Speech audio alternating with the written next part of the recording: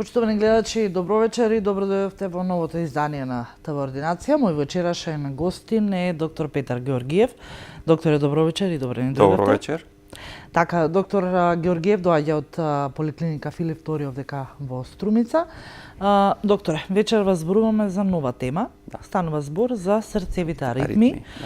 Каква појава е ова и како го водиме? Го диагностицирате како болест, како појава или? Па пред да започнеме, да го елаборираме проблемот на срцевите аритми, најпрво сакам да ги запознам гледачите за структурата на самото срце. Грубо земено, срцето е составено од срцев мускул со 4 шуплини, 2 предкомори и 2 комори, потоа крвни садови кои го искрануваат срцевиот мускул и спроводен систем кој што започнува од предкоморите и оди накај коморите и е одговорен за автоматско создавање на импулсот и пренесување на импулсот од предкоморите во коморите кој предизвикува контракција и исфрлање на крвта во циркулацијата. Токму спроводниот систем е одговорен за настувањето на срцевите аритми, доколку потекнуваат од предкоморите, ние ги означуваме како предкоморни аритми, доколку пак потекнуваат од коморите, ги означуваме како коморни аритми. Во еден срцев циклус, во една минута, срцето испумпува некаде од 60 до 80 удари во минута, тоа е во мирување, а при физичка активност нормалната срцева фреквенција се движи некаде околу 120 во минута. Се што е вон рамките на овие граници, ние го означуваме како срцева аритмија, што значи тоа може да биде и забрзена срцева работа во мирување, кога срцевата фреквенција оди над 120 во минута, и успорена срцева работа или означено по медицински како брадикардија, кога срцевата фреквенција е под 60 во минута. Сега малку ќе кажам за поделбата на срцевата аритмија. Таа се дели на вродена и стекната. Вродената срцева аритмија вообичаено се јавува уште во најрана детска возраст. Вообичаено родителите ги приметуваат децата дека се жалат на забрзена срцева работа, која се јавува ненадејно и ненадејно престанува. И заради тоа ги консултираат своите лекари кои ги препраќаат кај детските кардиолози, каде што има успешен третман на овој тип на аритмија. Многу почести се стекнатите аритмии. Нив можеме да ги класифицираме во две големи групи, аритмии кои потекнуваат од срцето или срцеви аритмии и вонсрцеви причини за настанување на срцевите аритмии. Од срцето најчеста причина е исхемичната болест на миокардот, односно на срцевиот мускул, кога имаме нарушување на крвоснабдувањето на срцевиот мускул, заради што се случува појава на неправилна срцева работа. Втора причина од срцево потекло е пореметување структурно на самиот срцев мускул, тоа се кардиомиопатиите, дали вродени или стекнати. Трета срцева причина е доколку имаме нарушување на преградите кои што се јавуваат помеѓу предкоморите и коморите, како резултат на што настанува оштетување на срцето во глобала и се можност за појава на аритмии. Ќе кажеме збор 2 и за вонсрцевите причини за аритмии. Тука најчесто и најраширено меѓу популацијата се нарушување на тироидната жлезда. Многу често знае да даде срцева аритмија, па така пациентите кога ќе дојдат кај нас на преглед, ние најчесто диагностицираме одреден тип на аритмија, меѓутоа кога ќе направиме контролна лабораторија на тироидната жлезда, гледаме дека има тука одредени нарушувања. Со самата регулација на тироидната жлезда, пациентите ја излекуваме и срцевата аритмија. Втора, исто така поголема причина за овој проблем е и анемијата. Анемичните пациенти често знаат да имат неправилна срцева работа и често бараат причини, бараат консултации кај лекар, потоа проблеми со белите дробови, знаат да направат одредени нарушувања на срцевиот ритам. Така да тоа е една комплексно подрачје со еден збор каде што мора да се бара вистинската етиологија за неправилната срцева работа. Така, кој да е причинителот на оваа неправилна работа на срцето, сепак лекарот и прегледот е неизбежен со цел правилна диагностика. Така е. Значи, најчесто секој од нас во тек на животот има почувствувано неправилна срцева работа. Дали самите ние, дали некои наши блиски, заради што сме морале да побараме лекарска консултација. Вообичаено ваквите срцеви аритми значи не се опасни, значи тотално се безопасни. Тоа се должи пред се на лошиот начин на живот, прекумерниот стрес, зголемената консумација на алкохол. Значи, овој тип на аритмии се тотално, можам да кажам, за гледачите безопасни, меѓутоа сепак треба да се направи лекарски преглед, да се направат сите испитувања кои што се потребни за да се расчисти состојбата за каков тип на аритмија станува збор. Но одреден број на пациенти, посебно по возрастната популација, значи знаат да се пожали и на значи стегање во гради, на гушење, на вртоглавица, на замор и кај нив бара малку еден постудиозен пристап кон проблемот со неправилната срцева работа. Многу сакам да напоменам, значи исто така кај повозрастната популација одреден број на пациенти се тотално и асимптоматски. Значи прв пат доаѓаат на преглед и ние откриваме дека имаат одреден тип на аритмија. Овие пациенти има изразено зголем ризик за некои несакани проблеми, пред се со мозочен удар. Морам да ја спомнам тука предкоморната фибрилација, таа е најчест тип на аритмија помеѓу луѓето, особено кај повозрастната популација, и она е сама за себе посебен ризик фактор за настанување на мозочен удар доколку пациентот не е соодветно заштитен. Затоа е советувано, значи, да се прават чести прегледи, значи, кај пациентите, да се консултираат своите лекари, матични лекари и интернистите и кардиолозите, секогаш пациентите кога ќе почувствуваат некоја неправилна срцева работа и тука да биде диференцирана состојбата и проблемот за самите срцеви аритмии. Така ги спомнавте повозрастните и причините. Постои ли разлика помеѓу симптоматологијата на срцевите аритми? Да.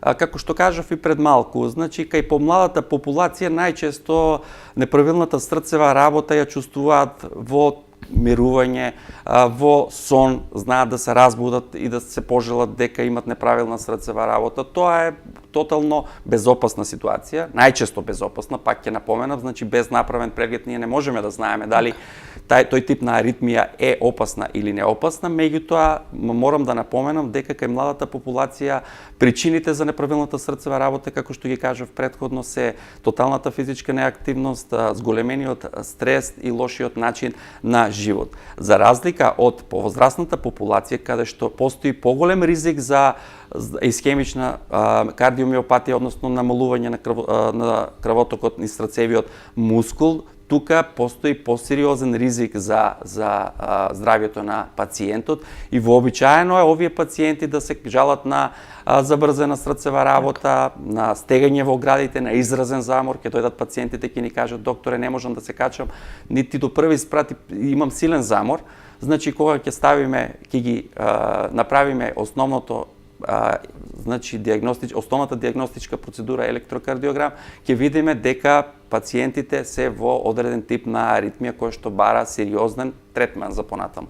Така го спомнавте, третманот се лекува срцевата аритмија. Знае ли да направи и поголеми проблеми? Секако да. Значи вообичаено, пак ќе ги спомнам, ќе ги разделам во две групи, значи кај помладата популација, кај најголем дел од младата популација со нарушениот срцев ритам, значи со промена на некои животни навики, аритмијата знае комплетно да исчезне. Значи зголемена физичка активност, намален внес на кофеин, значи уреден начин на живот, симптомите знаат комплетно да се повлечат. Но кај постарите пациенти и пациенти кои имаат веќе нарушена структура на самото срце, значи треба внимателност во третманот на тие пациенти. Значи мора најпрво да се расчисти за каков тип на аритмија станува збор.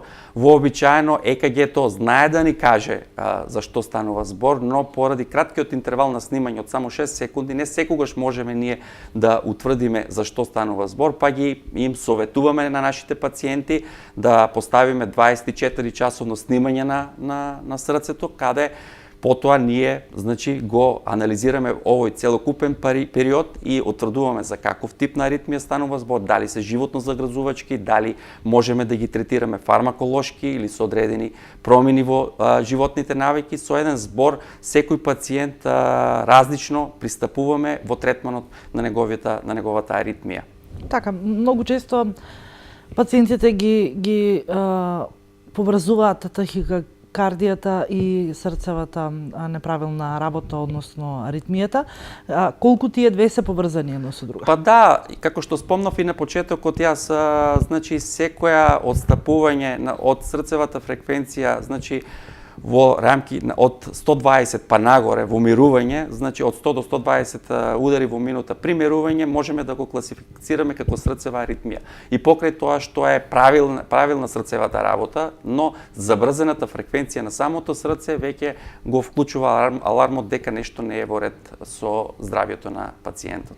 Така, а колку долго трае лекувањето на срцевата? Значи, во зависност од причинителот на аритмијата, на неправилната срцева работа, вообичаено, како што спомнав и пред малку, значи, кај најголем дел од пациентите со промена на животните навики, симптомите комплетно се повлекуваат. Меѓутоа, кај поголема група на повозрасни пациенти, каде што веќе имаме, како што кажав, структурна промена на самото срце, овде, значи, лекувањето трае доживотно. Се даваат одредени лекови, кои што пациентот мора да ги прима редовно. Се даваат лекови исто така за заштита од мозочен удар. Значи, напоменав и на почетокот дека кај повозрастната популација процентот на атриална фибрилација е доста голем. Значи, над 60 години пациенти веќе имаме од 10 до 15% луѓе со атриална фибрилација.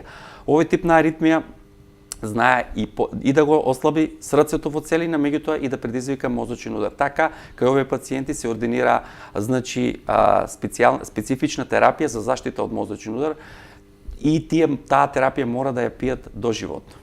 Така, спомнувате дека има терапија, Да. но еве и еден апел до гледачите, нели? Да. Исклучувајќи ги тие моменти дека неправилниот начин на живот може да иницира срцевата аритмија, но што доколку навремено не се превенира, настануваат посериозни проблеми. Да, како што кажав, значи, доколку аритмијата перзистира подолг временски период и не е препознаена, не е лекувана соодветно, може да предизвика ослабнување на срцевиот мускул или меѓу луѓето и меѓу народот познат како срцева слабост или кардиомиопатија.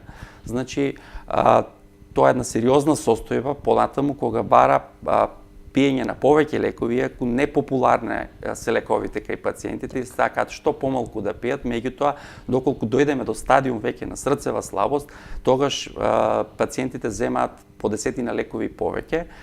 Пак ќе кажам, една непријатна ситуација, меѓутоа една од потешките компликации кај пациентите, и мора да напоменам, значи, иако е доста ретка, меѓутоа знае, значи, неправилната срцева работа да предизвика и ненадена срцева смрт. Затоа апелирам, значи, сите пациенти кои што почувствуваат некаков тип на аритмија да ги консултираат своите матични лекари. Доколку има потреба да се консултираат кардиолозите и интернистите, да ги комплетно евалуираме нивната неправилна срцева работа, да видиме за што станува збор и дали има потреба од некаков тип на терапија кај нив. Така, колку често пациентите од помладата популација се решаваат да посетат лекар при ваква ситуација? Да, за изненадување лично за мене, значи во последните години значително е зголемен бројот на пациенти, посебно од помладата популација, кои што доаѓа на преглед и бара мислење за неправилна срцева работа. Сите, како што кажав, имаме ние почувствувано некогаш во животот прескокнување на срцето, забрзена срцева работа, што ни дава, не тера да одиме кај своите матични лекари, да направиме ЕКГ или некои дополнителни исследувања за да видиме за што станува збор. Така да, во последната година-две, значи, бројот на млади пациенти кои што имаат неправилна срцева работа е значително поголем од претходно. Така. Докторе, јас ви благодарам за исцрпните одговори. Се надевам дека општо целата популација, не само помладите, туку и повозрастните, со цел превенција, нели, навремено ќе се јават на лекар, па дури еве и беззначајната понекогаш за нас аритмија на срцето. Да. пак ќе кажам, еден апел до сите пациенти, доколку имаат некаква неправилна срцева работа, да ги консултираат своите матични лекари, да се направи ЕКГ и ако има потреба понатаму да дојдат во нашите амбуланти да направиме дополнителни исследувања за да видиме за што станува збор. Ви благодарам уште еднаш. Благодарам и јас. Вам, почитувани гледачи, ви посакувам пријатна вечер. Се гледаме во наредното издание на ТВ Ординација.